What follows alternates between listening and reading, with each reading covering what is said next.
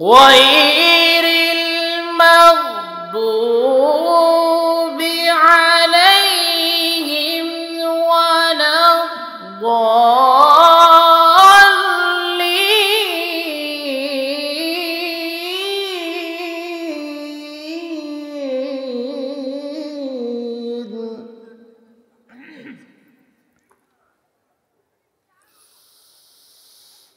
الله أكبر. بسم الله الرحمن الرحيم.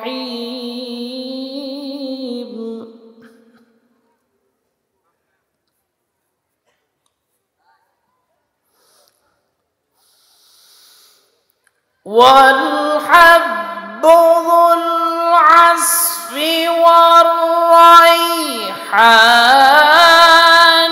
فبأي آلاء ربكما تكذبان.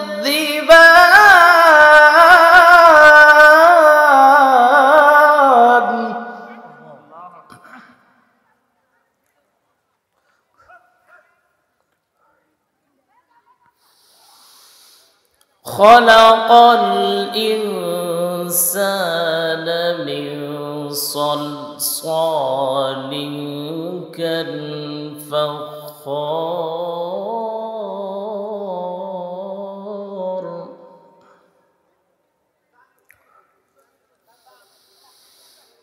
وخلق الجن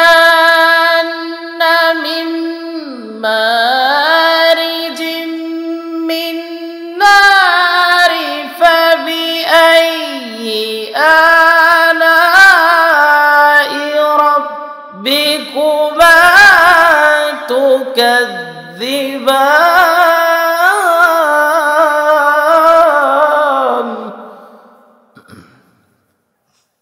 এত ঘাটেন কেন ভাই?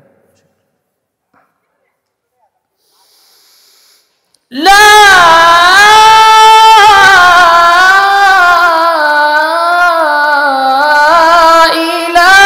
إله إلا الله والله أكبر. إن الله وملائكته يصلون على النبي يا أيها الذين آمنوا صلوا عليه وسلموا تسليما. اللهم صل على محمد وعلى آل محمد كما صليت على إبراهيم وعلى آل إبراهيم إنك حميد مجيد. اللهم بارك على محمد وعلى آل محمد كما باركت على إبراهيم وعلى آل إبراهيم إنك حميد مجيد. সবাই বলি বালাগাল উলা কাশাফাদ দুজা বিজামালিহি হাসানাত জামিউ খিসালিহি সাল্লু মুহাম্মদ সাইয়্যিদুল কাউনাইন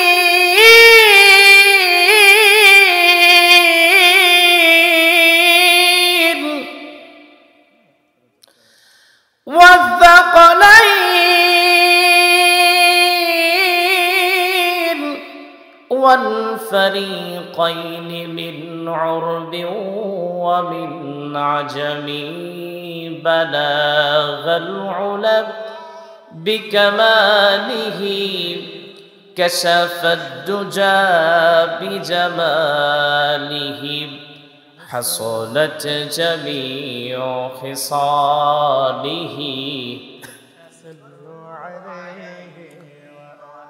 একদিন তোমারি নাম মসজিদে হবে এলান তৈরি থেকো তৈরি রেখো কবরের মাল সামান একদিন তোমারি নাম মসজিদে হবে এলান। আলহামদুলিল্লাহ। নলছিয়া দড়িপাড়া কবরস্থানের উন্নতিকল্পে বিরাট ওয়াজ মাহফিল।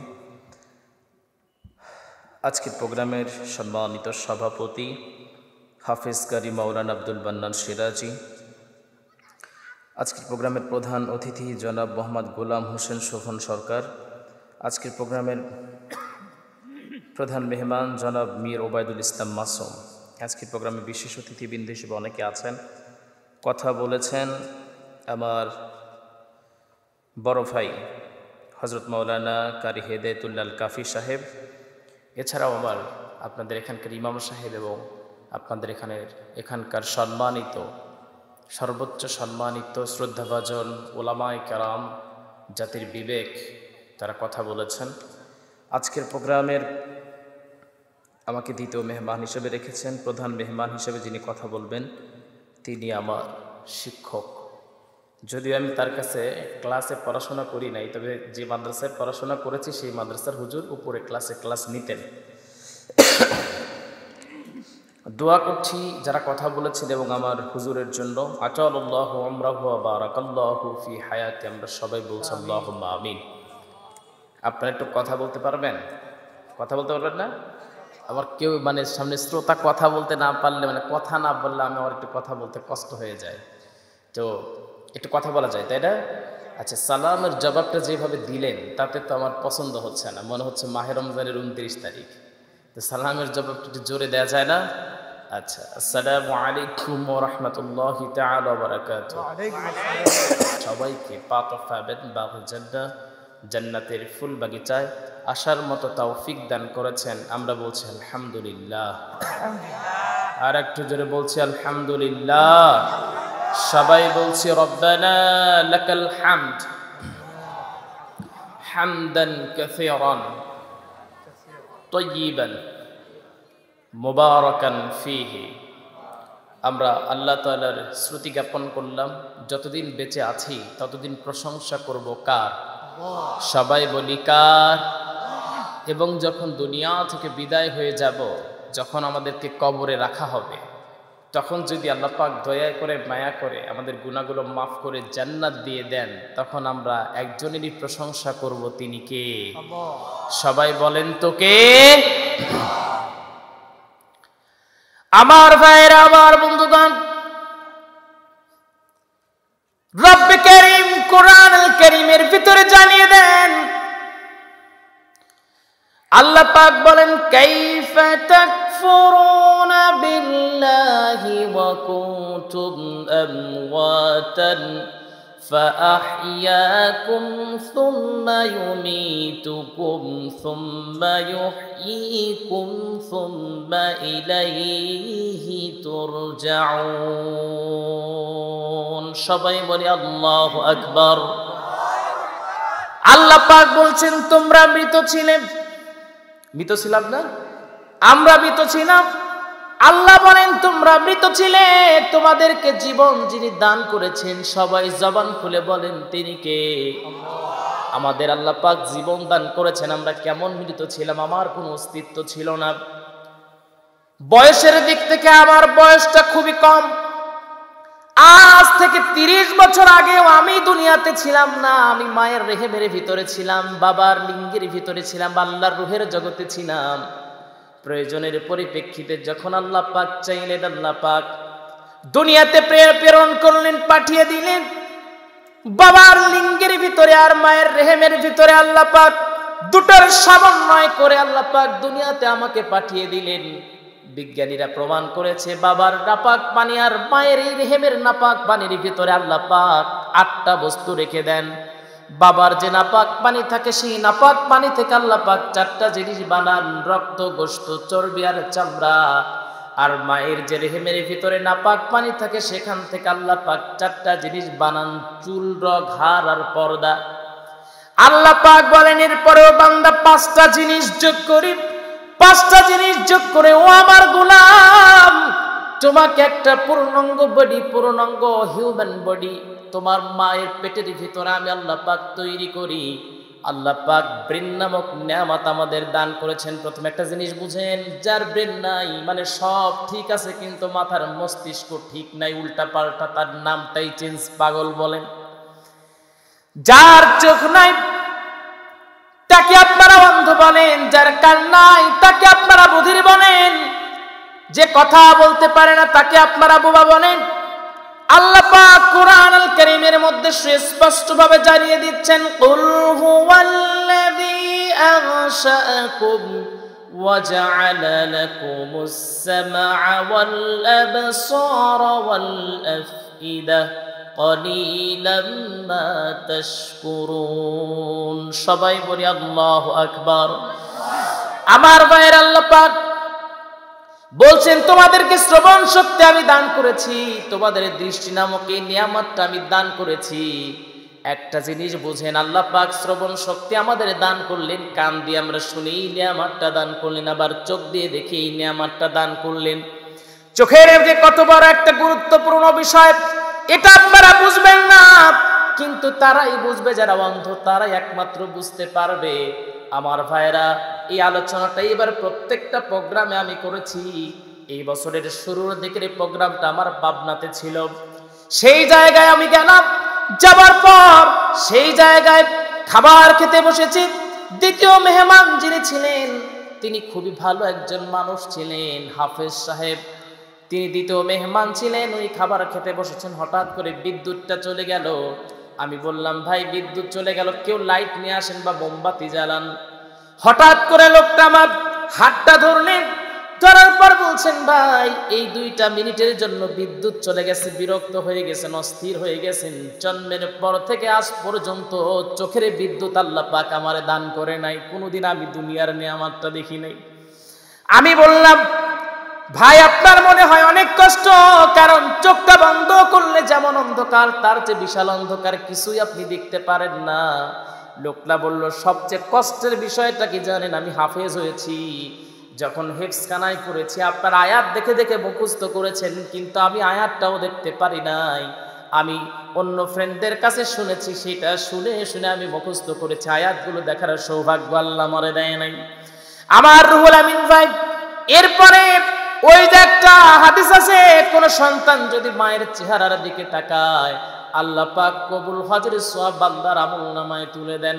মায়ের চেহারার দিকে এই আমলটা আমি করতে পারি নাই, মায়ের চেহারার দিকে তাকাতে পারি নাই। রুহুল আমিন ভাই, এরপরে আমি আমার বাবার চেহারা দেখতে পারি নাই। বিয়ে করলাম, নতুন স্ত্রী আসলো, নতুন বধূ আসলো, আমার স্ত্রীকে কেমন দেখা যায়, ফর্সা কাকে বলে, কালো কাকে বলে এটা আমি জানি না, শুধু এতটুকু বুঝি অন্ধকার মানে হলো অন্ধ, কালো মানে হলো এই যে আমি যেমন দেখতে পাই না এমন অন্ধ, এইরকম কালো। এরপরে বলেন সন্তানটা আসছে দুনিয়ায়, চিন্তা করলাম আমার সন্তানটা আসছে, সবাই বলে তোমার সন্তানটা তোমার মায়ের মতো হয়েছে, আমার সন্তানটাকে কেমন দেখা যায় আমি দেখতে পারি না।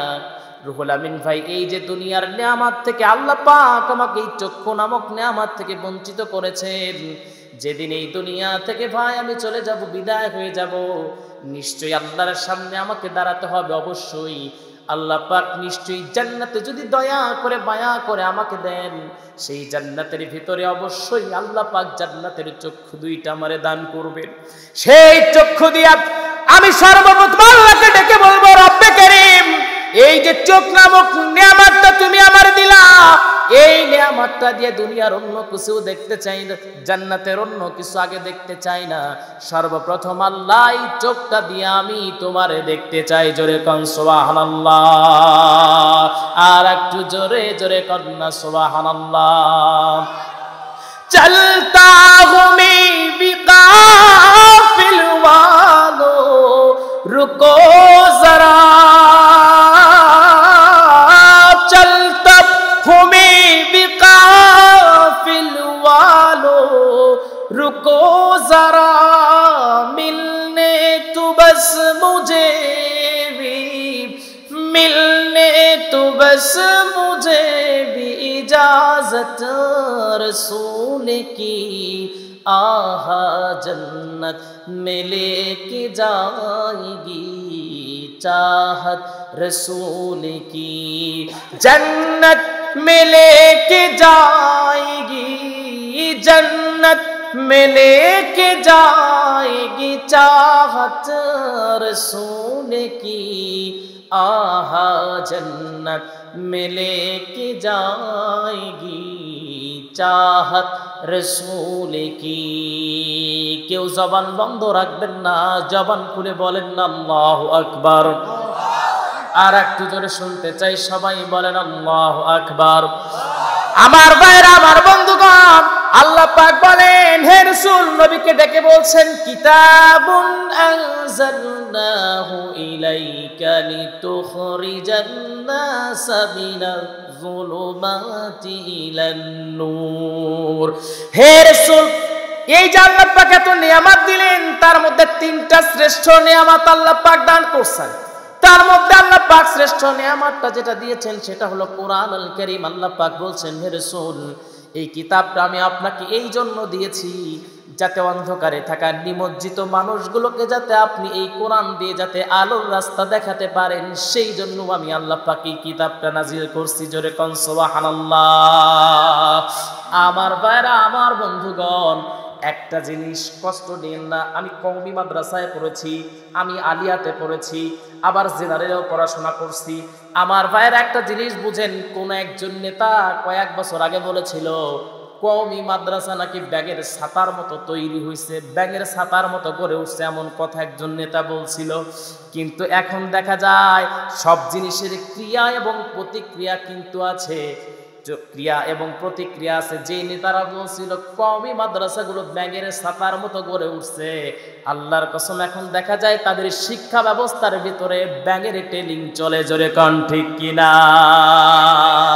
আমি তাদেরকে সুস্পষ্টভাবে জানিয়ে দিতে চাই, কওমি মাদ্রাসাগুলো ব্যাঙের ছাতার মতো তৈরি হয় নাই, তোরা ব্যাঙের ছাতার মতো এসেছিস, আবার ব্যাঙের ছাতার মতোই ভেঙে যাবি, ঠিক কিনা?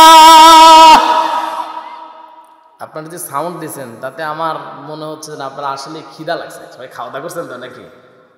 খাওয়া দাওয়া করছেন? পিছন থেকে শুনতেছে, খাওয়া দাওয়া করছেন তো নাকি? আবার খিচুড়ি খাবেন, তাই না? তো একটু সাউন্ড দিয়ে কথা বলতে হবে, আছেন তো নাকি? আমি বা এবার একটু ভয় টয় কম পাই, হক কথা একটু বলতে চাই, আপনারা শুনবেন তো নাকি? আমার সাথে আছেন তো নাকি? এই কথাগুলো আমাদের কথা নয়, এই কথা হলো হাজারো উলামায়ে কেরামদের কথা, ঠিক কিনা? কওমি মাদ্রাসা কি ব্যাঙের ছাতার মতো তৈরি হয়েছে? আরে মিয়া, তুমি যে শিক্ষা অর্জন করছো সেই শিক্ষা তোমাকে একজন মানুষ থেকে জানোয়ার বানায়া দিচ্ছে। আর এমন শিক্ষা আমরা গ্রহণ করেছি, আমরা আগে মানুষ ছিলাম না, বরং এখন জানোয়ার থেকে আমরা মানুষ হয়েছি, ঠিক কিনা? আমার ভাইরা, যখন একজন সন্তান দুনিয়াতে আসে, সবাই বলেন ব্যাঙের পেট, আপনার ছাগলের পেট থেকে যখন বাচ্চা বের হয় সে ছাগলই হয়, গরুর পেট থেকে বের হলে গরুই হয়, ঘোড়ার পেট থেকে বের হলে ঘোড়াই হয়, কিন্তু মানুষের পেট থেকে বের হলেই তারে মানুষ বলা যায়।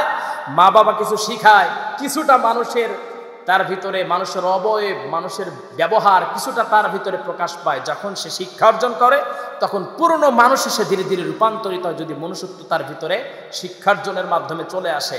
কিন্তু আমি তো বলি, একজন পূর্ণাঙ্গ মানুষ হওয়ার জন্য কোরআন এবং হাদিসের আপনার জ্ঞান ছাড়া অন্য কোনো জ্ঞান দিয়ে পূর্ণাঙ্গ মানুষ হওয়া সম্ভব নয়। সবাই বলেন ঠিক কিনা? আমি দীপ্ত কণ্ঠে একটা কথা বলতে চাই, যদি ছেলেকে পূর্ণাঙ্গ একজন আলেম বানাতে চান, জ্ঞানের অধিকারী বানাতে চান, কওমি মাদ্রাসায় ছেলেগুলোরে পড়ান, দেখবেন পূর্ণাঙ্গ জ্ঞানের অধিকারী হবে ইনশাআল্লাহ। এই তো কয়েকদিন আগে একটা ভিডিও দেখলাম, বাংলাদেশে এই ভিডিওগুলোর এখন অভাব নাই। বাবা মারা গেছে, একজন ব্যাংকার ছিলেন, ছেলেটা, দুইটা ছেলে, বড় ছেলেটা একটু আপনার আতপাগলা যাকে বলে, মানে অটিস্টিক টাইপের আর কি। ছোট ছেলেটা একটু বেশি স্বাবলম্বী, মানে শারীরিক শক্তি বেশি এবং খুব চালাক বুদ্ধিমান।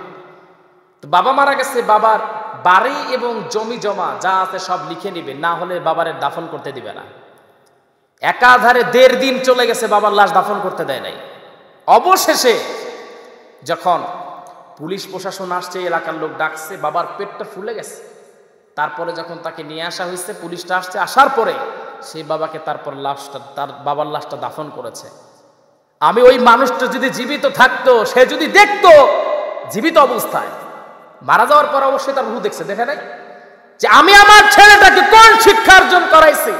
আরে আমি তো দেখি কওমি অঙ্গনের যে ভাইরা আছে তারা কয় টাকা ইনকাম করে, একজন হাফিজ মাদ্রাসার শিক্ষক কয় টাকা ইনকাম করে, কিন্তু তারপরেও কওমি অঙ্গনের শিক্ষকগুলো, মাদ্রাসার ইমাম, মুয়াজ্জিন, এরা কিন্তু বাবা এবং মাকে কখনো অবহেলা করে করে দেখা যায় যে 8,000 10,000 টাকা বেতন, তবুও যা খাবে বাবা আর মাকে নিয়ে খাবে, ঠিক কিনা? আমার ভাইরা, আমার বন্ধুগণ, কষ্ট হচ্ছে না তো? আমার ভাইরা, আমার বন্ধুগণ, আল্লাহ পাকের সবচেয়ে দয়া আর মায়া হলো আল্লাহ পাক আমাদেরকে দুনিয়াতে পাঠালেন, এত নিয়ামত দিলেন, নিয়ামত দিয়ে আল্লাহ পাক আমাদের পরিপূর্ণ করে দিলেন। এত নিয়ামত আল্লাহ পাক দিলেন, শ্রেষ্ঠ নিয়ামত যেটা দিলেন সেটা হলো কিতাব দিলেন, কোরআন আল কারীম আল্লাহ পাক দান করলেন। আমি বলি আপনার ছেলেকে ডাক্তার বানান, ইঞ্জিনিয়ার বানান, যাই বানান না কেন সমস্যা নাই, কিন্তু সর্বপ্রথম কথা হলো আপনার ছেলেটাকে আপনি কোরআনের শিক্ষাকে দিবেন, তারপরে ছেলেটাকে ডাক্তার বানান, ইঞ্জিনিয়ার বানান, যা বানান কোনো সমস্যা নাই। আপনি দুনিয়া থেকে বিদায় হয়ে যাবার পর, আমার ভাইরা, আমার বন্ধুগণ, দুনিয়া থেকে বিদায় হয়ে যাবার পর একটা যে জিনিসটা আপনি পাবেন সেটা হলো, ছেলেটা যদি কোরআন পড়া জানে, আপনার কবরের পাশে দাঁড়াবে, কবরের পাশে দাঁড়ানোর পর আপনার ছেলেটা প্রাণ খুলে আপনার জন্য দোয়া করে বলবে, রব্বির হামহুমা কামা রাব্বায়ানি সগীরা। আল্লাহর নবী বলেন, কোন সন্তান যদি মা আর বাবার জন্য দোয়া করে, আবার কোন মা আর বাবা যদি সন্তানের জন্য দোয়া করে, পৃথিবীর সব দোয়া বিফলে যেতে পারে, সন্তানের জন্য মা আর বাবার দোয়া আর মা বাবার জন্য সন্তানের দোয়া আল্লাহ পাক কোনোদিন মিস করেন না। জোরে কন্যা সুবহানাল্লাহ। আমার ভাইরা, আমার বন্ধুগণ, এই যে শ্রেষ্ঠ কিতাবটা আল্লাহ পাক আমাদেরকে দান করলেন, এই কিতাবটা আমাদের শিখতে হবে। কিতাব থেকে যখন আমরা শিখে দুনিয়া থেকে বিদায় হয়ে যাব, অবশ্যই অবশ্যই সেই কোরআন আমাদের পক্ষে সাক্ষী দিবে, ইকরাউল কোরআন ফাইন্নাহু ইয়াতি বিয়াউমাল কিয়ামাতি শাফিআন লিআসহাবি। আল্লাহর নবী বলেন, তোমরা বেশি বেশি কোরআন তেলাওয়াত করো, কারণ এই কোরআনটা কিয়ামতের দিন শাফাআত করে তোমাদেরকে আল্লাহর জান্নাত পর্যন্ত পৌঁছায়া দিবে। জোরে কন্যা সুবহানাল্লাহ। আমার ভাইরা, আমার বন্ধুগণ, এই কিতাবের ভিতরে রব্বে কারীম এমন কোন দিক নাই, এমন কোন বিভাগ নাই, এমন কোন সাবজেক্ট নাই সেই বিষয়ে আল্লাহ পাক কথা বলেন নাই। সব বিষয়ে আল্লাহ পাক সুন্দর করে কিতাবুল্লাহ কোরআন আল কারীমের ভিতরে কথা বলেছেন।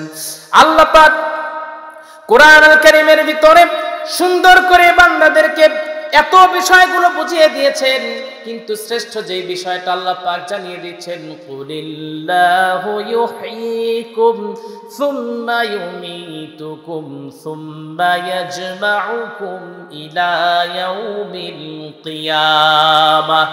আল্লাহ পাক বলছেন, তোমাদেরকে প্রাণ দেওয়া হয়েছে, এরপর তোমাদেরকে মৃত্যুবরণ করা লাগবে কি লাগবে না? সবাই বলে অবশ্যই মৃত্যুবরণ করতে হবে।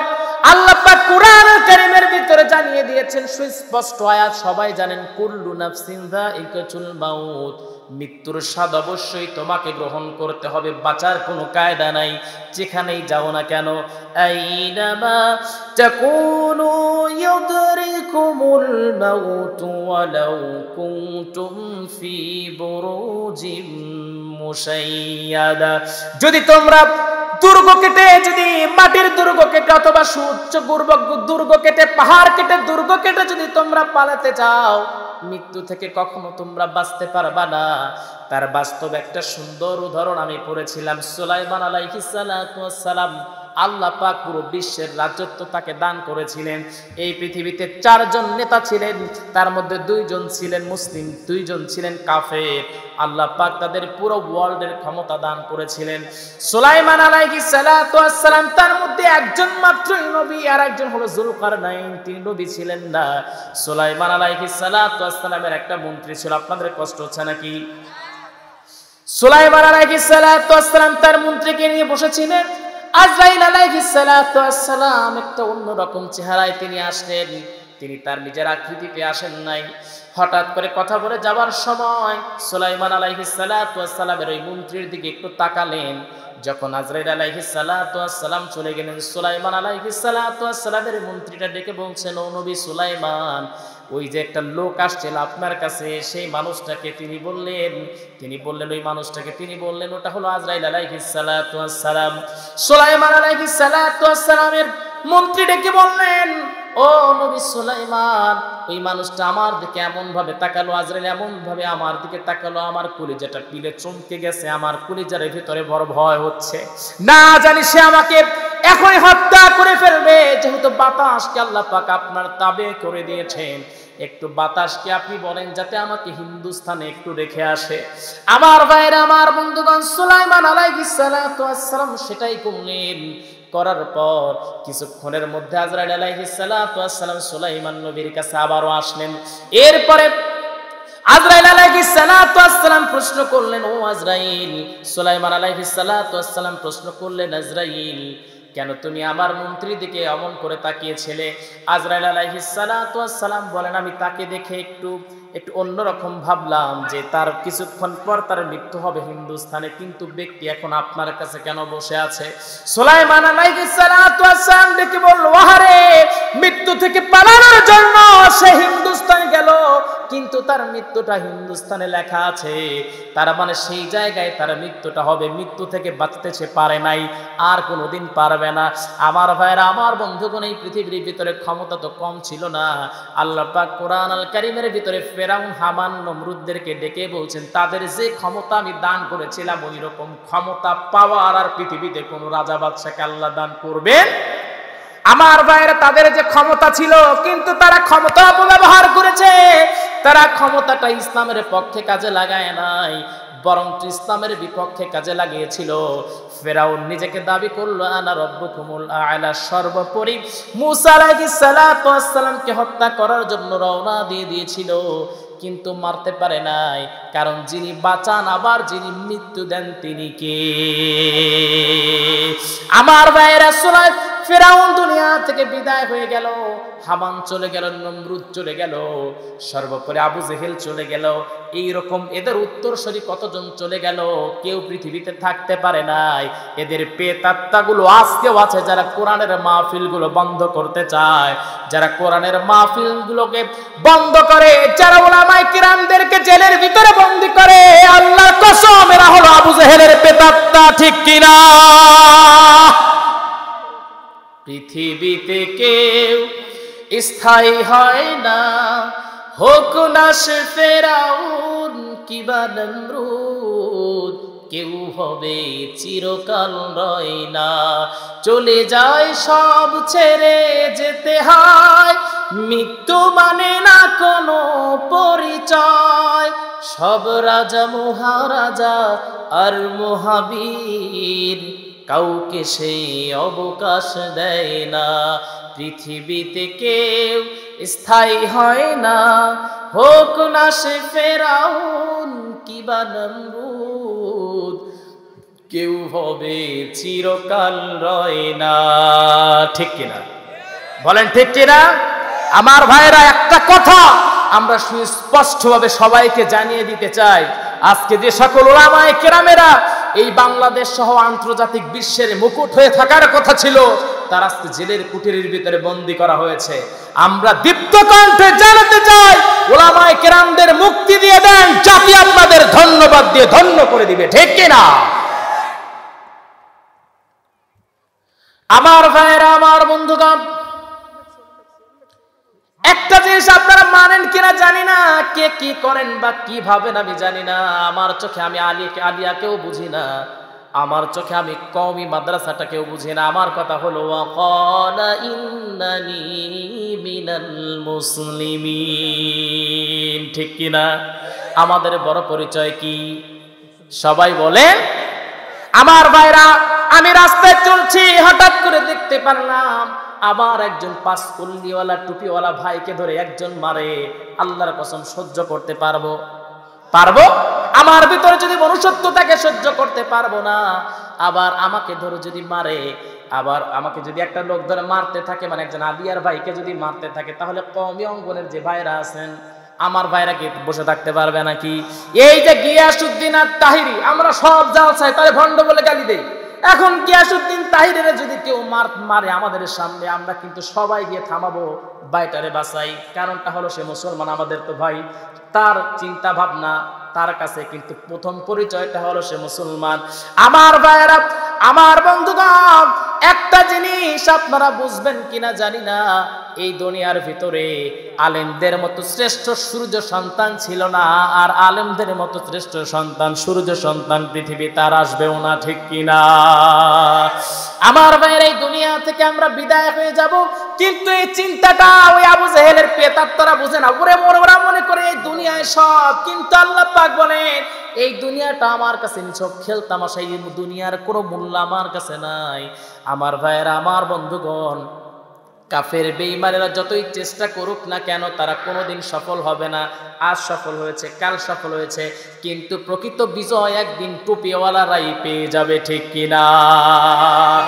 আমার ভাইয়েরা, আমার বন্ধুগণ, এই দুনিয়া থেকে আমরা সাধারণ যারা মানুষ আছি তারা জেনে যাই দুনিয়া থেকে বিদায় হয়ে যেতে হবে। কারণ এই যে নলসিয়া উত্তরপাড়া ৩ রাস্তার মোড়, এখানে কবরস্থান আছে। কবরস্থানের উন্নতি কল্পের আজকে এই জালসা। দুনিয়া থেকে বিদায় যখনই হয়ে যাব, মিশকাত শরীফের একটা হাদিস আমি পড়লাম, সেই হাদিসটার ভিতরে আমি দেখতে পারলাম আল্লাহর নবী তিনি একটা জানাজায় শরীক হলেন। নবীজি যখন জানাজায় শরীক হলেন, সাহাবী বলেন, যখন নবীজির সঙ্গে নবীজির সঙ্গে জানাজায় গেলাম, জানাজায় সে লাশটা আসার পূর্বে কবরস্থানের কবরের পাশে নবীজি বসে আছেন, যেন নবীজির মাথার উপরে একটা পাখি বসে আছে, এইরকম স্টিল হয় সবাই আমরা বসে আছি। নবীজি আমার বসে কুটা দিয়ে বা একটু লাঠি দিয়ে নবীজি দাগ কাটতেছিলেন মাটির উপরে। এরপরে নবীজি বললেন, বিশ্ব নবীজি এই জায়গায় 2টা বিষয় হাদিসটার ভিতরে বর্ণনা করেছেন। একটা বিষয়টা হলো একজন মুমিন বান্দা যখন দুনিয়া থেকে বিদায় হয়ে যায়, বিদায় হয়ে যাবার সঙ্গে সঙ্গে তার কাছে ফেরেশতারা চলে আসে। ফেরেশতারা আসার পর তাকে ডেকে বলে, ও আল্লাহর গোলাম, তুমি আল্লাহর রহমত মাগফিরাত নিয়ে বের হয়ে আসো। তারা যখন এমন করে যখনই বলে, সঙ্গে সঙ্গে ওই মৃত ব্যক্তি যে মারা যাবে, ওই বান্দাটার রূহটি স্মুথলি বের হয়ে আসে। এরপরে তাকে নিয়ে যাওয়া হয় আসমানে, তার সুগানে আসমানটা খুলে দেওয়া হয়। যখন খুলে দেওয়া হয়, এরপরে এই যে এই জায়গায় এই এতটুক পর্যন্ত স্থির থাক, অপর অংশে আসছে। আল্লাহর নবী বলেন, যখন কোন কাফের ইসলাম বিদ্বেষী যখন দুনিয়া থেকে বিদায় হয়ে যায়, আল্লাহ পাক ডেকে বলে, আল্লাহর ফেরেশতারা ডেকে বলেন, ও আল্লাহর গোলাম, তুমি দুনিয়াতে যেমন আচরণ করেছিলে, দুনিয়াতে যেমনটা তোমার চিন্তা ভাবনা ছিল, সেই রকম ভাবে মানে বের হয়ে আসো। রাগ কোথ থেকে বের হয়ে আসো, আল্লাহর রাগ কোথ থেকে বের হয়ে আসো। সঙ্গে সঙ্গে সে বের হতে চায় না, পা থেকে তাকে চাপ দেওয়া হয়। এরপরে দুনিয়া থেকে সে বিদায়, তার রুহটা খুব যন্ত্রণা দিয়ে, আযাব দিয়ে তাকে বের করা হয়। আমার ভাইয়েরা, আমার বন্ধুগণ, এই যে এত কষ্ট দিয়ে বান্দাকে দুনিয়া থেকে বিদায় করে দেওয়া হয়, বিদায় হয়ে যাওয়ার পর আসমানে যখনই নিয়ে যাওয়া হয়, আসমানে নিয়ে যাওয়া পর্যন্ত তার দুর্গন্ধ তার গা থেকে বের হয়। ফেরেশতারা আসমানের দরজাটা খুলতে চায় না, খুলে না। আমার ভাইয়েরা, আমার বন্ধুগণ, এই যে 2টা ভাবে একজন মানুষকে 2টা ভাবে দুনিয়া থেকে বিদায় করা হয়। একটু জিকির করি লা ইলাহা। এখানে কথাগুলো লস করবো কেমনে?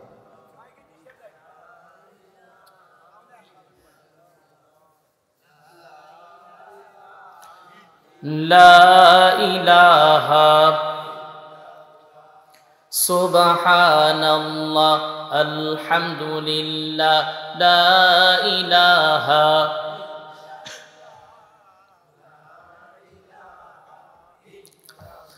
লা ইলাহা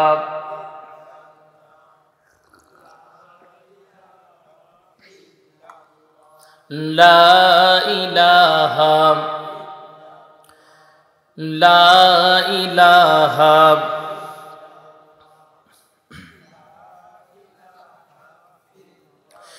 লা ইলাহা লা ইলাহা ইল্লাল্লাহু মুহাম্মাদুর রাসূলুল্লাহ। সবাই বলি সাল্লাল্লাহু আলাইহি ওয়াসাল্লাম, সবাই বলি, জোরে বলি সাল্লাল্লাহু আলাইহি ওয়াসাল্লাম। আমার ভাইয়েরা, আমার বন্ধুগণ, আর বেশি লম্বা করব না, অল্প সময় আলোচনা করে কালেকশন করব। আপনাদের কবরস্থানের জন্য একটু কালেকশন করব, শেষ পর্যন্ত থাকবেন তো ইনশাআল্লাহ।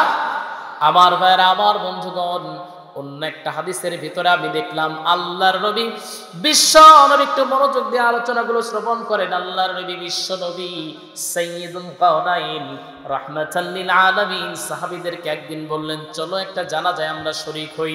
আমার ভাইয়েরা, যেহেতু নবীজি বললেন, তাহলে অবশ্যই একটা জানাজায় নবীজি শরীক হবেন।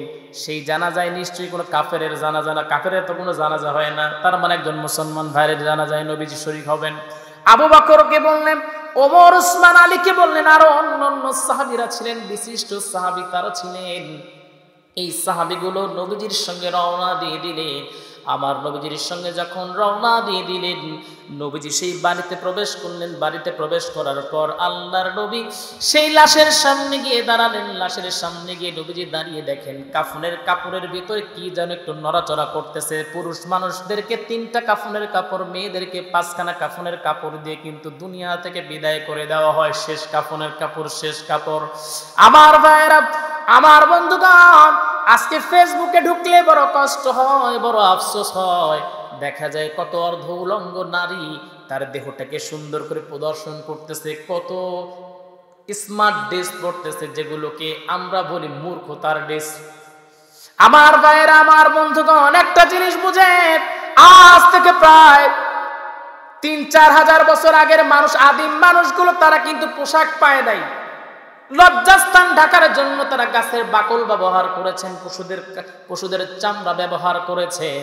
কিন্তু আজকালকার মেয়েরা এত এই ড্রেসগুলো আজকে আবার সেই পূর্বে ফিরে গেছে। যদি একটু কাপড়ের মানটা ভালো, কিন্তু তারা কিন্তু সব খুলে ফেলাইছে। তার মানে বোঝা যায়, আমরা হুজুররা বা হুজুরদের স্ত্রীদেরকে বা যারা দ্বীন ইসলামের পথে আছেন, তারা সুন্দর পোশাক পরি, এই জন্য আমাদের মূর্খ বলে তারা গালি দেয়। এমন আছে না নাই?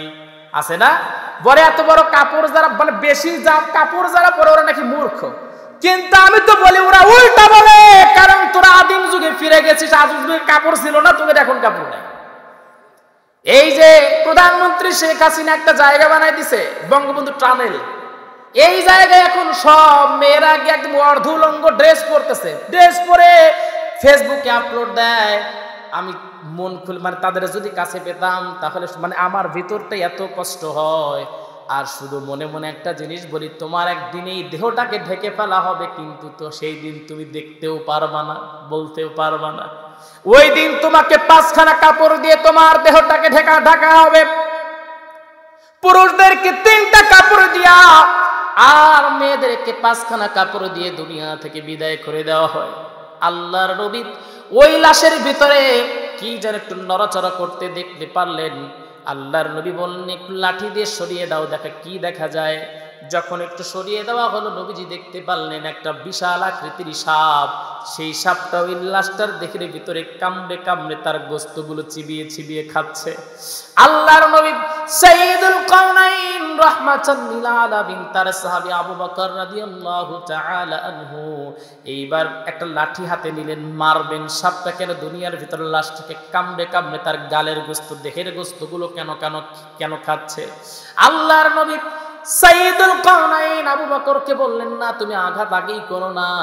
সাপটা এবার আমার নবীজির দিকে তাকিয়ে এক বাক্যে সাক্ষী দিলেন। সবাই বলেন, আশহাদু আল্লা ইলাহা ইল্লাল্লাহ ইল্লাল্লাহু ওয়া আশহাদু আন্না মুহাম্মাদান আবদুহু ওয়া রাসূলুহু। আমার ভাইরা, আমার বন্ধুগণ, যখন তিনি কালেমা পড়লেন সঙ্গে সঙ্গে সাপটার জবান খুলে গেল। সাপটা আল্লাহকে ডেকে বলেছিল, আল্লাহ আমার জবানটা খুলে দাও, আমি আমার নবীজি সাইয়্যিদুল কাওনাইনের সঙ্গে একটা বারের জন্য কথা বলতে চাই। আবু বকরকে বুঝাতে চাই যে আমি ইচ্ছাকৃতভাবে এই মৃতদেহের লাশ খাই না, গোশত খাই না। সাপটা এবার ডেকে বলে, ও আবু বকর, তুমি আমাকে আঘাত করতে চাও, আমার আঘাত করে তুমি বিদায় করতে চাও, কিন্তু আবু বকর তুমি আমার আঘাত করতে চাও, কিন্তু আমি আমার পেটের ক্ষুধার জন্য এই মৃত লাশটার গোশত কামড়ে কামড়ে খাই না, বরঞ্চ আল্লাহ পাক আমাকে আদেশ করেছেন, সেই জন্য আমি মৃতদেহ থেকে এই লাশটার গোশতগুলো কামড়ে কামড়ে খাচ্ছি। সঙ্গে সঙ্গে আল্লাহর নবী প্রশ্ন করলেন, ও সাপ, কেন তুমি মৃত মানুষের দেহ থেকে গোশতগুলো কামড়ে কামড়ে খাচ্ছ? সঙ্গে সঙ্গে সাপটা জবাব দিল, ইয়া রাসূলুল্লাহ, এই আল্লাহর গোলামটা দুনিয়ার ভিতরে 3টা কাজ ভালোভাবে করতো না। 1 নাম্বার যে কাজটা করতো না সেটা হলো 5 ওয়াক্ত নামাজ সময় মতো আদায় করতো না। জোরে কন্যা নাউজুবিল্লাহ। আমার ভাইরা, আমার বন্ধুগণ, নামাজ সময় মতো পড়তো না, নামাজ সময় মতো পড়তো না। তার মানে বোঝা যায় 1 নাম্বার, আমরা যদি এই নামাজটাকে সুন্দরভাবে নামাজটাকে আদায় না করি, আমরা যদি সময় মতো নামাজ আদায় না করি, আর ওই সাপটা দেখে বলেছি, ইয়া রাসূলুল্লাহ, আল্লাহর এই গোলাম নামাজটা সময় মতো পড়তো না, আবার ফজর পড়লে জোহর পড়তো না, জোহর পড়লে আসর পড়তো না, মানে বাদ দিয়ে নামাজ পড়তো। ইয়া রাসূলুল্লাহ, এই জন্য আল্লাহ পাক আমাকে আদেশ করেছেন তার দেহ থেকে আমি গোশতগুলো কামড়ে কামড়ে খাচ্ছি। আমার ভাইরা, আমার বন্ধুগণ, একটা জিনিস আপনি বুঝবেন কিনা জানি না, নামাজ যে বান্দা পড়ে না তার সঙ্গে আল্লাহর কোনো সম্পর্ক থাকতে পারে? সবাই বলেন, সম্পর্ক থাকতে পারে? নামাজ যে পড়ে না তার সঙ্গে আল্লাহর কোনো সম্পর্ক থাকতে পারে না। বান্দা আল্লাহর সঙ্গে, রবের সঙ্গে বান্দার মুআমালাত, আল্লাহর সঙ্গে বান্দার এবং বান্দার সঙ্গে আল্লাহর সাক্ষাতের অন্যতম মাধ্যম হলো নামাজ। বান্দা যখন নামাজে দাঁড়িয়ে যায়, আল্লাহ পাক বান্দার সামনে দাঁড়িয়ে যায়। জোরে কোন সুবহানাল্লাহ। আমার ভাইরা, আমার বন্ধুগণ, কষ্ট হচ্ছে আপনাদের? আমার ভাইরা, আমার বন্ধুগণ, আল্লাহর নবীজি সাইয়্যিদুল কাওনাইন বললেন, সাপ এই যে আল্লাহর গোলাম নামাজ পড়তো না, এই জন্য তুমি তার দেহের গোশতগুলো কামড়ে কামড়ে খাচ্ছ।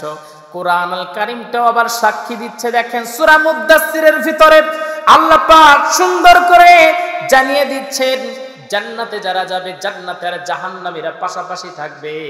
এই জান্নাতি আর জাহান্নামীরা পাশাপাশি থাকবে। জান্নাতীরা একটা জান্নাতের ভিতরে অবস্থান করবে। পাশের জান্নাত থেকে এই ভাই ডাক দিবে, ভাই আসেন আমরা একই জান্নাতের ভিতরে আসি, দেখা হবে না জান্নাতে? মুমিন ভাইয়ের সঙ্গে জান্নাতি ভাইয়ের সঙ্গে দেখা হবে। যখন তারা একটা জান্নাতে অবস্থান করবে, তখন সে দেখতে পাবে আমার অপর ভাই বাড়ির পাশে তার বাড়ি ছিল, সেই ভাইটা জাহান্নামের ভিতরে জ্বলতেছেন। তখন 2 জন জান্নাতি ভাই বলবে না, আরে ওই ভাইটা তো বাড়িটা তো আমাদের পাশেই ছিল, ভাইটা কেন আজকে জাহান্নামের ভিতরে জ্বলে? তখন এই 2 জন ভাই বলবেন, চলেন আমরা যাই একটু দেখি কেন সে সাকার নামক জাহান্নামে জ্বলে।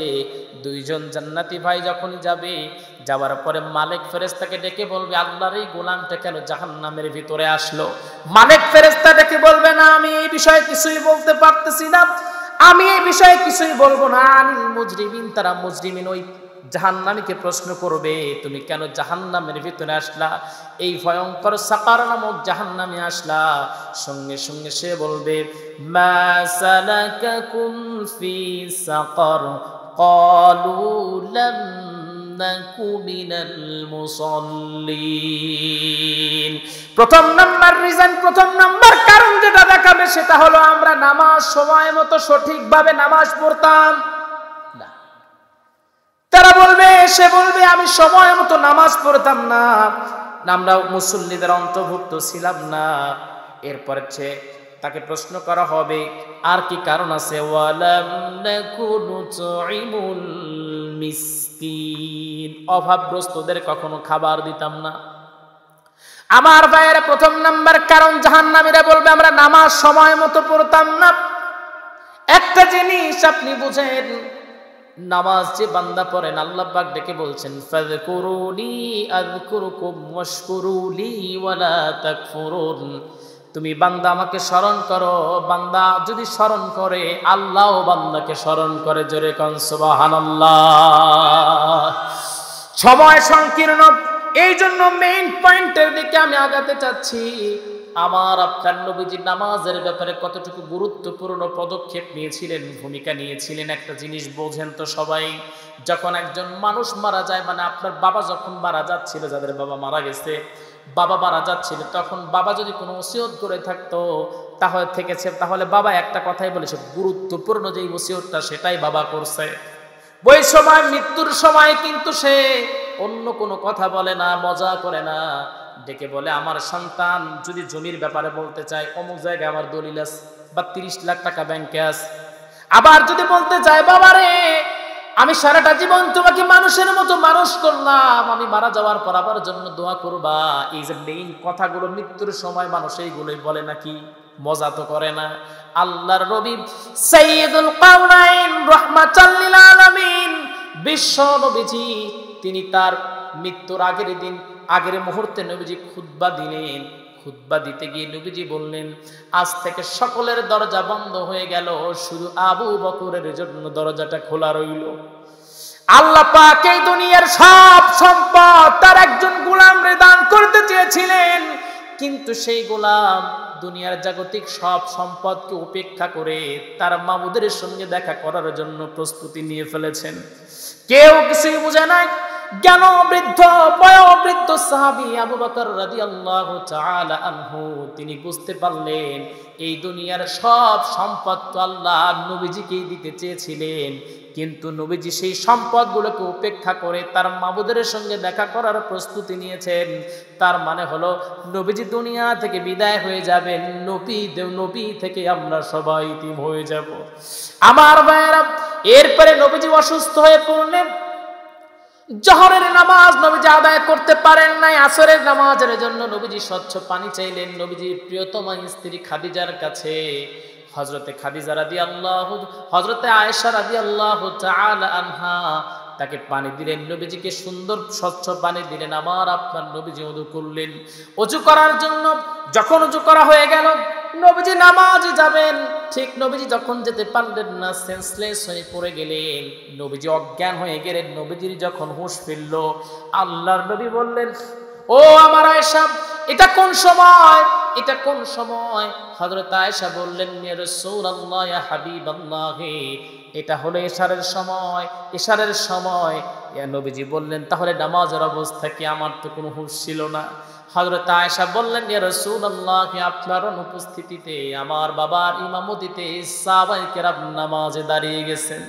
আমার ভাইয়েরা, নবীজি যখন বললেন একটু জানালাটা খুলে দাও, আমি একটু নামাজের মনোরম দৃশ্যটা দেখতে চাই। আমার ভাইয়েরা, তখন তিনি নবীজির মাথাটা উঁচু করে ধরা হলো, জানালাটা খুলে দেওয়া হলো, আল্লাহর নবীজির নামাজের দৃশ্যটা অবলোকন করতে লাগলেন। নবীজি আমার নামাজের দৃশ্যটা দেখতে লাগলেন। হযরত আয়েশা ফলো করে দেখলেন আল্লাহর নবীর চোখের কোনা দিয়ে পানি ঝরে ঝরে পড়ছে। হযরত আয়েশা বললেন ইয়া রাসূলুল্লাহ, আজকের এই আনন্দের দিনে কেন আপনি এমন করে কান্না করেন? আল্লাহর নবী বললেন ও আয়েশা, এই আনন্দ, এই কান্নাটা আমার কোনো কষ্টের কান্না না, এটা হলো আনন্দের কান্না। আমি যখন পূর্বে ইসলাম প্রতিষ্ঠিত হওয়ার পূর্বে নামাজে দাঁড়াতাম, কাফের বেঈমানেরা উটের পচা নারী ভুঁড়োগুলো আমার মাথার উপরে এনে তুলে দিত। এই যে নামাজ প্রতিষ্ঠিত হয়েছে, এমনি এমনি হয় নাই, এমনি নামাজটা প্রতিষ্ঠিত হয় নাই, এর জন্য চরম মূল্য আমার সাহাবায়ে কেরামকে দিতে হয়েছে। আমার চাচা, আমার বাবা ছিল না, যিনি আমাকে বাবার মতো ভালোবেসেছেন, আমির হামজা রাদিয়াল্লাহু তাআলা আনহু, তাকে দুনিয়া থেকে বিদায় করে দেওয়া হয়েছে। উহুদের ময়দানে তাকে হত্যা করা হয়েছে, শাহাদাতি, তাকে শহীদ করে দেওয়া হয়েছে। উহুদের ময়দানে দান্দান মোবারক আমার ভেঙে গেছে, আমার মাথার ভিতরে লোহার হেলমেটটা ঢুকে গেছে। তায়েফের ময়দানে কষ্ট আমি করেছি। ও আয়েশা, এই যে নামাজ তুমি দেখতে পাও, এমনি এমনি হয় নাই, কষ্ট ত্যাগের বিনিময়ে এই নামাজটা প্রতিষ্ঠা হয়েছে। আজ থেকে শুরু করে কিয়ামত পর্যন্ত আমার উম্মতেরা এমনভাবে সারিবদ্ধভাবে দাঁড়ায়া দাঁড়ায় জামাতে নামাজ আদায় করবে। জোরে কোন সুবহানাল্লাহ। আমার ভাইরা, আমার বন্ধুগণ, এই জায়গায় নবীজির মৃত্যুর করুণ ঘটনা আসছে। আল্লাহর নবী দুনিয়া থেকে বিদায় হয়ে যাবেন। সাহাবায়ে কেরাম আসলেন, আপনাদের কষ্ট হচ্ছে নাকি? নবীজি আমার দুনিয়া থেকে বিদায় হয়ে যাবেন। নবীজি দুনিয়া থেকে বিদায়ের পূর্বে সাহাবায়ে কেরাম সকলে এসে নবীজির সামনে দাঁড়িয়েছেন। নবীজির মৃত্যু হয়ে যাবে, নবীজি অসুস্থ। সাহাবায়ে কেরামেরা বুঝতে পারছে, নবীজি সাহাবীরা বুঝতে পারতেছিলেন নবীজি মনে হয় বেশিক্ষণ আমাদের মাঝে আর থাকবেন না। সাহাবীরা পাগল পারা হয়ে যাচ্ছেন। সাহাবীদের মধ্যে নবীজি একজনকে ডেকে বললেন, ও আমার সাহাবীরা, তুমি অ্যানাউন্স করে দাও, আমি নবী যদি কাউকে কষ্ট দিয়ে থাকি, কাউকে যদি আঘাত করে থাকি, তাহলে বলো, আমি নবীজিকে যেন মাফ করে দেয়।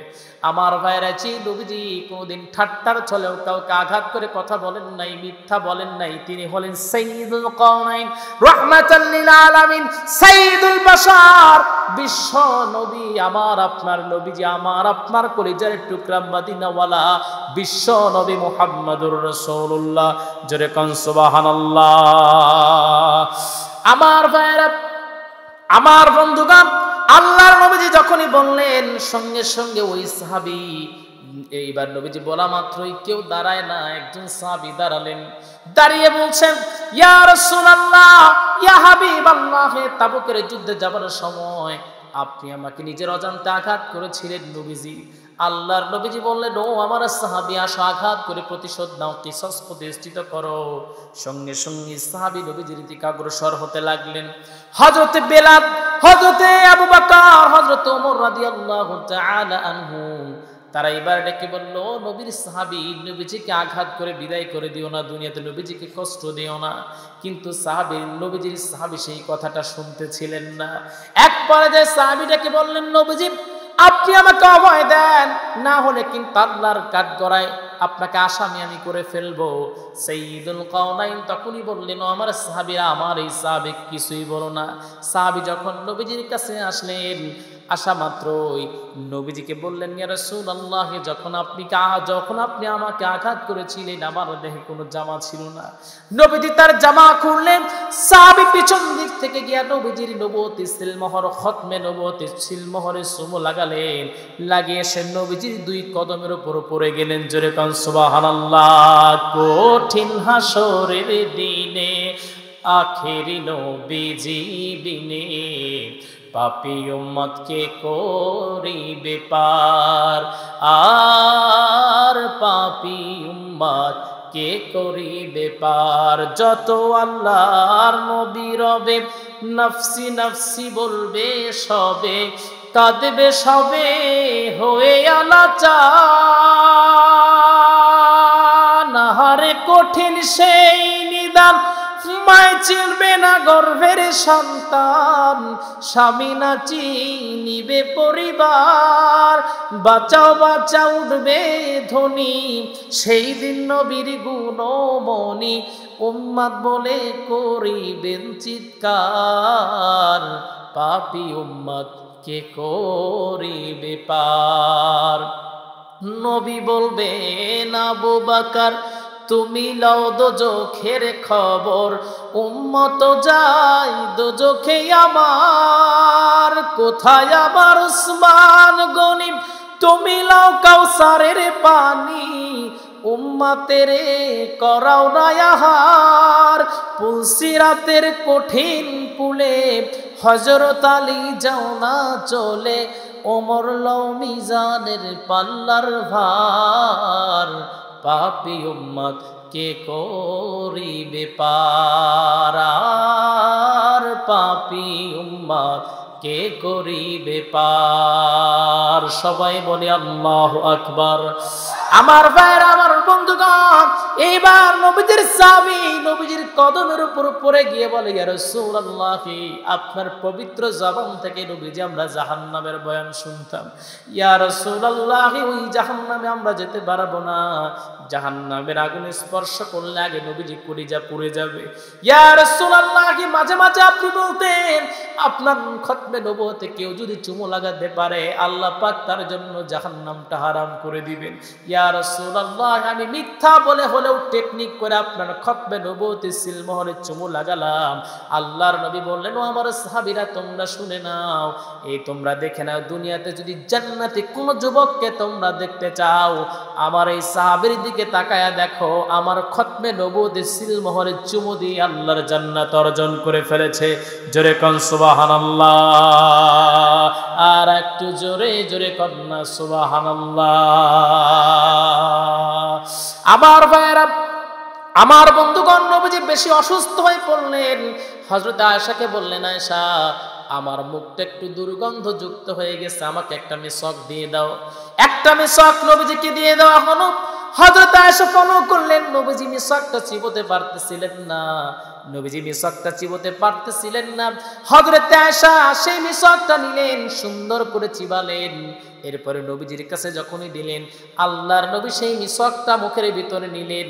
সাহাবীরা এবং হযরত আয়েশা ফলো করে দেখলেন, আল্লাহর নবী হযরত আয়েশার চিবানো সেই মিসওয়াকের অংশটা চিবিয়ে চিবিয়ে হযরত আয়েশা লালা পান করছেন। এ থেকে নবীজি সুস্পষ্টভাবে বুঝালেন, স্ত্রীর যে মহব্বত, স্বামীর সঙ্গে স্ত্রীর যে সুসম্পর্ক, সেই সুসম্পর্কটাও মৃত্যুর সময় আমি নবী করে গেছি। জোরে কোন সুবহানাল্লাহ। আমার ভাইরা, আমার বন্ধুগণ, আজকে দেখা যায় স্ত্রীর সঙ্গে সুসম্পর্ক আমাদের নাই, গার্লফ্রেন্ডের সঙ্গে আমাদের বড় সুসম্পর্ক। এমন এমন মানুষ আছে না নাই? সবাই কোন আছে না নাই? আমার ভাইরা, আমি যতটুকু অভিজ্ঞতা অর্জন করেছি, ইসলাম ছাড়া, দিন ছাড়া যত নেতার চরিত্র আমি গভীরভাবে ঘেঁটে দেখেছি, বইয়ের সঙ্গে সম্পর্ক ভালো না, সংগঠনের নেত্রীদের সঙ্গে তাদের সম্পর্ক। জোরে কোন সুবহানাল্লাহ, সুবহানাল্লাহ। আমার ভাইরা, আমার বন্ধুগণ, কিছুদিন পূর্বে একটা জিনিস দেখলাম, একজন নেতা তাদের সংগঠনের একজন মহিলাকে চাকরি দিবে, এই জন্য ধর্ষণ করছে। চাকরি দিবে, আসো, টাকা দাও লাগবে না, কিচ্ছু লাগবে না, একবার এসে গেলে দেখা করে যাবে, চাকরি হয়ে যাবে। আমার ভাইরা, আমার বন্ধুগণ, আমার আপনার নবীজি দুনিয়া থেকে বিদায়ের পূর্বে, নবীজি যখন বিদায় হয়ে যাবেন, মৃত্যুর যন্ত্রণা সাকরাতুল মাউত নবীজির শুরু হয়ে গেছে। আল্লাহর নবী আজরাইল আলাইহিস সালাতু ওয়াস সালাম আসলেন, আর নবীজির সিনার উপর হাত রাখলেন। আল্লাহর নবী চিৎকার বেড়ে উঠলেন। তিনবার যখন সিনার উপরে হাত রাখা হলো, নবীজি বললেন, এটাই যদি সহজভাবে আমার রূহটাকে তুমি কবাজ করতে থাকো, এটাই যে যন্ত্রণা, আমার উম্মতের না জানি কতটুকু যন্ত্রণা হবে। ও আজরাইল, এর চেয়ে বেশি যন্ত্রণা, বেশি কষ্ট যদি তোমার কাছে থেকে থাকে, সেটা আমাকে দিয়ে দাও। মৃত্যুর সময় আমার গুনাহগার উম্মত যাতে কষ্ট না পায়। আমার ভাইরা, আমার বন্ধুগণ, সেই নবীজিকে আজকে অপমান করা হয়, নবীজিকে গালি দেওয়া হয়, নবীজিকে পাগল মোহাম্মদ বলা হয়, ছাগল মোহাম্মদ বলা হয়। আমরা কখনোই এটা মেনে নিতে পারি না। নবীজির অপমান যদি হয়, তাহলে কিসের কওমি, কিসের আলিয়া, কিসের চরমনাই, কিসের জামাত, কিসের আমিলি, কিসের বিএনপি, সবাই আমরা একতাবদ্ধভাবে, সারিবদ্ধভাবে রাজপথে নেমে যাই। নবীজির অপমান কখনো সহ্য করব না, প্রয়োজনে রাজপথে রক্ত ঢেলে জীবন দিব, ঠিক কিনা? আমার ভাইরা, আমার বন্ধুগণ, নবীজির অপমান যদি কানে ধরব, মুসলিম নয়, মুনাফিক, তুই রাসূলের দুশমন, ঠিক কিনা? একটু জিকির করি, লা ইলাহা। ঢাকা তো অসুস্থ অবস্থা আছে, একটা দোয়া চাইছে, আমার লোক যারা আছে শুনে 20,000 টাকা। ঠিক আছে, আচ্ছা আচ্ছা, কত বছর? 50,000 দিয়েছে। লা ইলাহা, লা ইলাহা, লা ইলাহা ইল্লাল্লাহু মুহাম্মাদুর রাসূলুল্লাহ। রাহিমাহুমুল্লাহ। সবাই বলি সাল্লাল্লাহু, আর একটু জোরে বলি সাল্লাল্লাহু। আজকের প্রধান অতিথি আলোচনার মাঝখানে আমি একটু পরে কালেকশন করবো। আজকের প্রধান অতিথি তিনি অসুস্থ, ঢাকাতে আছেন তাই না? ঢাকা হাসপাতালে। আচ্ছা, এমনিতেই তিনি অসুস্থ। জনাব মোহাম্মদ গোলাম হোসেন শোভন সরকার, সভাপতি ইট ভাটা মালিক সমিতি ও মানবাধিকার কমিশন, রায়গঞ্জ উপজেলা। তিনি অসুস্থ। তিনি গত বছর 50,000 টাকা দান করেছিলেন, কিন্তু এই বছর তিনি যাই হোক তার সামর্থ্যের উপরে বিবেচনা করে তিনি 20,000 টাকা আপনাদের কবরস্থানের উন্নতিকল্পে দান করেছেন। আপনারা সবাই খুশি আছেন তো নাকি? সবাই খুশি আছেন না? একটু তাকবীর দেই, লিল্লাহে তাকবীর। শোভন সরকার 20,000 টাকা বলি মারহাবা। একটু ছোট্ট করে মোনাজাত দেই, আল্লাহুম্মা আমিন। আল্লাহ তাআলা গোলাম হোসেন শোভন সরকার ভাই 20,000 টাকা কবরস্থানের উন্নতি কল্পে তিনি দান করেছেন। তার দানখানা কবুল আর মঞ্জুর করে নেন, জানে মানে বরকত দিয়ে দেন। শারীরিকভাবে অসুস্থ, আপনি শেফায়ে আজলা আদিলা দান করে দেন। বেশি বেশি দান সদকা করার মতো তৌফিক দিয়ে দেন, বলেন আল্লাহুম্মা আমিন। কষ্ট হচ্ছে আপনাদের? আমার ভাইরা, আমার বন্ধুগণ, ওই যে সাতটা নবীজিকে ডেকে বললো ইয়া রাসূলুল্লাহ, প্রথম নাম্বার কারণটা হলো আল্লাহর এই গোলাম দুনিয়াতে নামাজ সুন্দরভাবে আদায় করতো না। 2 নাম্বার যেই কাজটা করতো সে সময় মতো যাকাত দিত না। আজকে বাংলাদেশে যখনই আমরা এক স্থান থেকে অন্য স্থানে জালসার জন্য ছুটি, বাংলাদেশের অন্য অন্য জায়গাগুলোতে যখন যাই বা আমাদের নিজের শহরেই যখনই আমরা সকালবেলা বের হই, দেখা যায় ভোরবেলায় কিছু ছোট ছোট বাচ্চাগুলো রাস্তার উপরে খুব সীমিত আকারের ছোট্ট মানের কম দামি কম্বল গায়ে দিয়ে ঘুমায়, যেগুলো গায়ে দিলে শীত যাবে না। আমি শুধু বলতে চাই, আজকে যদি রাষ্ট্রীয়ভাবে বাংলাদেশের সব এমপি, মন্ত্রী, নেতাগুলো, চেয়ারম্যানগুলো, মেম্বারগুলো যদি এই বিষয়গুলোকে খেয়াল রাখতো, তাহলে একটা বাচ্চা এমন করে ঘুমাতো না। আজকে শিশুদের নিয়ে কথা বলে, নারীদেরকে নিয়ে কথা বলে, যারা নারীদেরকে নিয়ে কথা বলে, দেখা যায় নারীদেরকে নিয়ে যখন হুজুররা যখন পর্দার কথা বলে তখন তারা নারী আন্দোলন নিয়ে নেমে পড়ে, কিন্তু যখন দেখা যায় নারীদেরকে ধর্ষণ করা হয় তখন মুরগি কবির কই থাকে? ঘরের ভিতরে, ঠিক কিনা? নারীদেরকে পর্দা করতে আপনি বলবেন, তখন তারা বের হবে। আরে নারীদেরকে ঘরের ভিতরে আবদ্ধ করার পায়ে তারা চালাচ্ছে হুজুররা। কিন্তু এরপরে যখন রাস্তায় বের হবে, একজন নারী ধর্ষণ হবে, তখন ধর্ষণ করা হয়, তখন আর এদের খুঁজে পাওয়া যায় না, তখন হুজুররাই আবার গিয়ে তাদের সহযোগিতা করে, ঠিক কিনা? আমার ভাইরা, আমার বন্ধুগণ, আমি তো একটা জিনিসই বলি, উলামায়ে কেরামেরা এই দেশের জনগণকে যতটুকু ভালোবাসে, এই দেশের ক্ষমতা যদি উলামায়ে কেরামদের হাতে চলে আসে, আল্লাহর কসম আমার মনে হয় আর 10 থেকে 20 বছর পর এই দেশের একটা কুকুরও অনিরাপদ থাকবে না, ঠিক কিনা? আমার ভাইয়ের, আমার বন্ধুগণ, 2 নাম্বার পয়েন্ট ওই সাপটা যেটা বলেছিল রাসূলুল্লাহ, সে যাকাত দিত না। আজকে বাংলাদেশের মানুষগুলোর তারা যদি সঠিক সময় যাকাতটা দিত, বাংলাদেশে অসহায় আর দুর্বল মানুষ পাওয়া যেত। 2 নাম্বার পয়েন্ট এখানে। তাক 3 নাম্বার পয়েন্ট যেটা বললো ইয়া রাসূলুল্লাহ, উলামায়ে কেরামরা যারা জান্নেওয়ালা তাদের সে সম্মান করতো না। এখন দেখা যায় এই বাংলাদেশে উলামায়ে কেরামদের নিয়ে তো কথা বলতেছে, আলেমদের সঠিকভাবে সম্মান করা হয়? সবাই বলেন হয় নাকি আমার কথা, আপনাদের কথা না? আমার ভাইয়েরা, আমার বন্ধুগণ, আলেমদেরকে সম্মান করা হয় না। খুতবাতে জুলফিকারের ভিতরে আমি একটা সুন্দর ঘটনা পড়েছিলাম। আল্লামা জুলফিকার আহমদ নকশবন্দি রহিমাহুমুল্লাহ এই সংক্ষিপ্ত আলোচনা, এই সংক্ষিপ্ত পয়েন্টটা বলে আমি শেষ করে দিব। খুতবাতে জুলফিকারের ভিতরে আল্লামা জুলফিকার আহমদ নকশবন্দি রহিমাহুমুল্লাহ তিনি তার আলোচনা টেনেছেন জান্নাতের ভিতরে যখন আল্লাহর গোলামেরা যখন চলে যাবে, জান্নাতের ভিতরে যখন অবস্থান করবে, জান্নাত থেকে তারা বের হতে কখনো চাইবে? কারণ এই জান্নাত তো এই দুনিয়ার মতো নয়। জান্নাতের ভিতরে তারা অবস্থান করবে, হঠাৎ করে আল্লাহ পাক বলবেন, ও জান্নাতি মেহমানরা, ও আমার জান্নাতি মেহমানরা, তোমরা জান্নাত থেকে বের হও। আল্লাহ বের হয়ে কই যাব? জান্নাতের চেয়ে বড় নিয়ামতের জায়গা তো আর নাই। আল্লাহ বলবেন, যাও বের হও, জান্নাতি মেহমানরা বের হবেন, জান্নাতীরা বের হবেন, সেই জান্নাতি মেহমান যেন আল্লাহ পাক আমাকে এবং আপনাদের বানায় দেন। সবাই বলি আল্লাহুম্মা আমিন। আমার ভাইয়েরা, আমার বন্ধুগণ, জান্নাতি মেহমানরা যখনই বের হবে আল্লাহ বলবেন, যা ওই যে একটা বাজার দেখতে পাও, ওই বাজারে তোমরা চলে যাও। আমার ভাইয়েরা, আমার বন্ধুগণ, যখন জান্নাতীরা সেই বাজারের ভিতরে অবস্থান করবে, সেই জান্নাতি বাজারের ভিতরে এত সুন্দর সুন্দর জান্নাতি জিনিস পাওয়া যাবে, দুনিয়াতে সেই রকম জিনিস পাওয়া যায়? পাওয়া যায়? পাওয়া যায় না, যাবেও না। জান্নাতি জিনিসগুলো জান্নাতীরা ক্রয় করবে, কোনো প্রকারের টাকা পয়সা লাগবে না। জান্নাতি কোনো একটা যদি পেয়ালাকে বা জান্নাতি কোন একটা এইরকম যদি একটা পাত্রকে যদি দুনিয়াটাকে যদি 50 বার বিক্রি করা হয়, আপনারা বলেন জান্নাতে এমন পাত্র কেনা যাবে? কেনা যাবে না। আমার ভাইরা, আমার বন্ধুগণ, এবার ওই জান্নাতি মেহমানরা বাজার করবে। বাজার করার পর আল্লাহ পাক ডেকে বলবেন, ঠিক আছে তোমাদের বাজার হয়ে গেছে।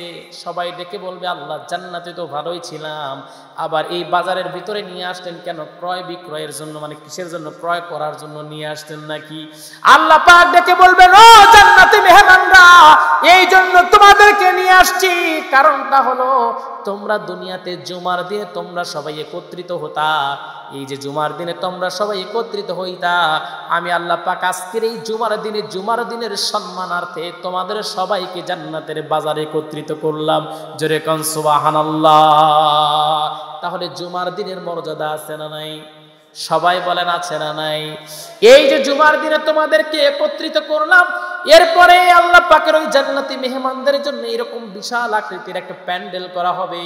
সেখানে বান্দার আমল অনুযায়ী কেউ জান্নাতের ভিতরে ওই সামিয়ানার ভিতরে কেউ রৌপ্যের চেয়ার পাবে, কেউ স্বর্ণের চেয়ার পাবে, কেউ হীরার চেয়ার পেয়ে যাবে। বান্দারা সেখানে গিয়ে বসে পড়বে। সেই চেয়ারের ওপরে যখনই বান্দা গিয়ে বসবে, বসার পর এমন শুভ্র সুন্দর একটা আবহাওয়া সেখানে পরিবেশন আল্লাহ পাক করবেন। জান্নাতি মেহমানরা সেই জায়গায় তারা অস্থির হয়ে যাবে। এত সুন্দর পরিবেশ, তারা মনোমুগ্ধকরভাবে তারা অবলোকন করে দেখতে লাগবে, অনুভব করতে লাগবে। আমার ভাইয়েরা, আমার বন্ধুগণ, একজন ডেকে বলবেন, আল্লাহ পাক ডেকে বলবে, ও জান্নাতি মেহমানরা, তোমাদের তৃপ্তি মিটেছে নাকি?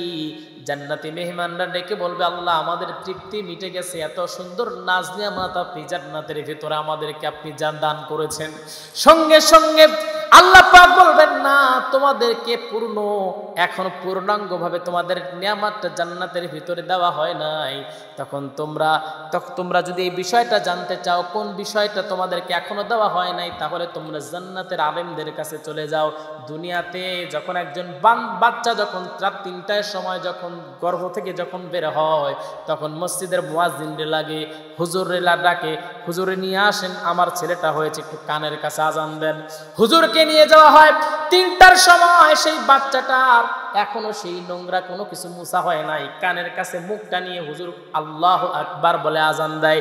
কিন্তু দেখা যায় যে হুজুর সর্বপ্রথম তার কানের ভিতর আল্লাহু আকবার বলে আজান দেয়, সেই বাচ্চা সর্বপ্রথম আবার গিয়ে ইসলাম যখন না শিখে, দিন যখন তার ভিতরে না থাকে, যখন দিনের জ্ঞান না শিখানো হয়, তখন এই বাচ্চাটা বড় হয়ে আল্লাহু আকবারের বিরুদ্ধে গিয়ে কথা বলে, ঠিক কিনা?